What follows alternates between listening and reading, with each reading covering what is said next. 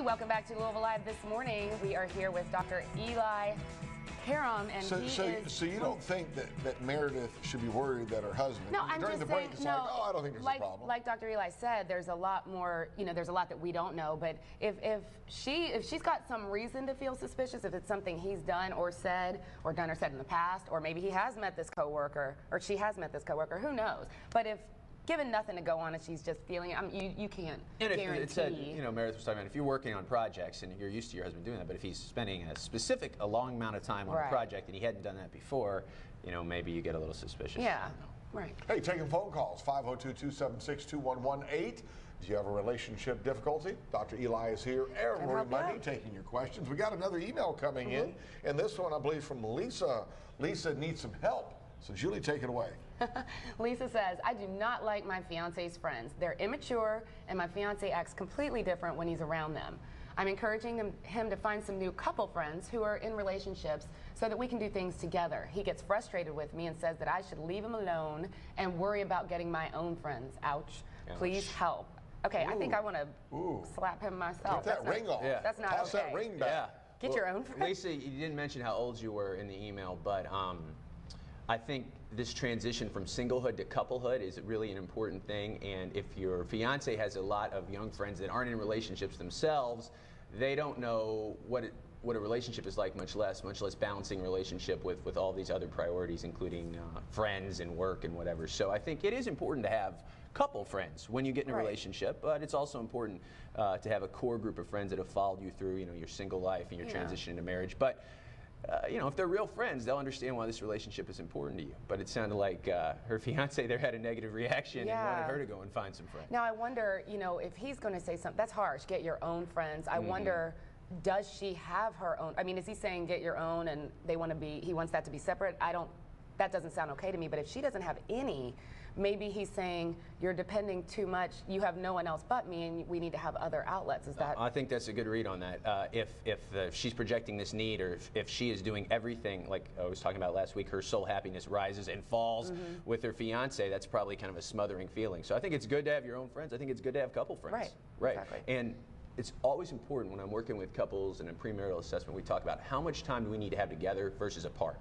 And people think, it's, quantity of time is important. And it is, especially over the time of a relationship. But the quality of time is much more important. So if you're just on top of each other all the time and you're not really appreciating that time, these little kind of quirks can turn into big problems. So I think it's good to have your outside. Well, Dr. Eli, we have the phone number right there. We were taking your phone calls, 502-276-2118. But you work with couples out there, especially couples that are facing challenges. And we want to get some information up on the screen about couples, because the last question, they're going to be a couple once they get married there. So couples out there who are facing some difficulties, there's conflict in there, there's intimacy challenges. And how do you advise people who are struggling even with infertility and other emotional issues?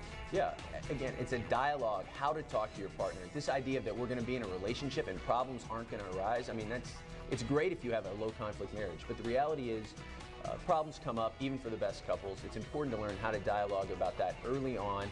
And fighting, people think that's bad. It doesn't predict anything in a relationship. It's how you repair after a tear is the important thing. So we want to teach you how to fight fair, and any good marriage and family therapist or experience working with couples can teach you how to do that. It's interesting you bring that up as far as, fighting is somewhat normal, human beings. And I always said that in a relationship, I want to feel like anytime that there's a conflict or we have a fight, that's going to happen. I'd rather not. But if you do, what tells me that you're in a solid relationship is that I'm not worried every time we have a disagreement that that's going to kill the whole relationship. Right.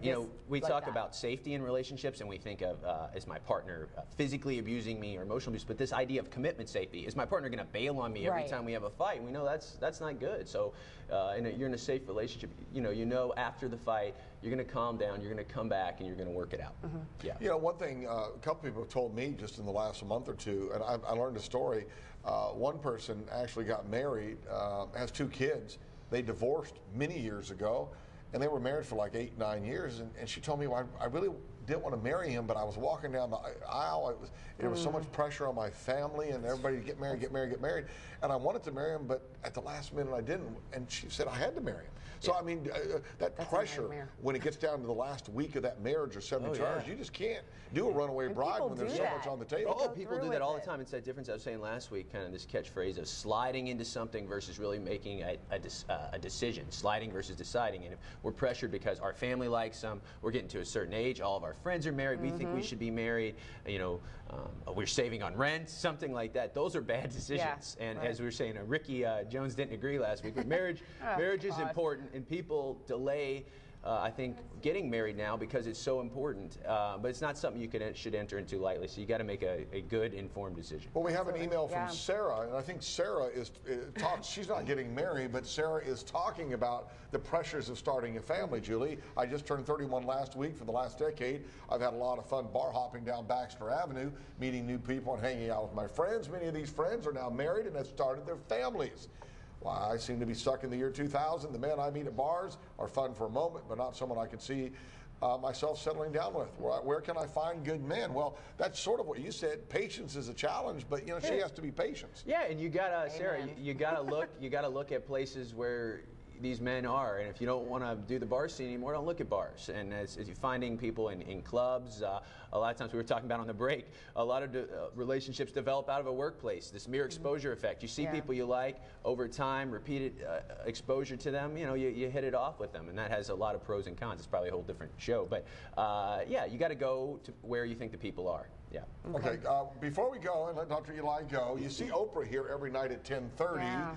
Well, Dr. Eli, will you see him on Oprah? Tell us something about what's going on. Yeah, I want to tell all the viewers to go to Oprah.com. She is launching a new network, as you might know, the OWN Network, and she's looking for a new mental health and relationship talk show host. So John White and the great folks here at WBKI helped me on a little 3-minute promo video. So you go to Oprah.com, your own show, search Dr. Eli, and please vote. Had a lot of votes this week, and appreciate the support.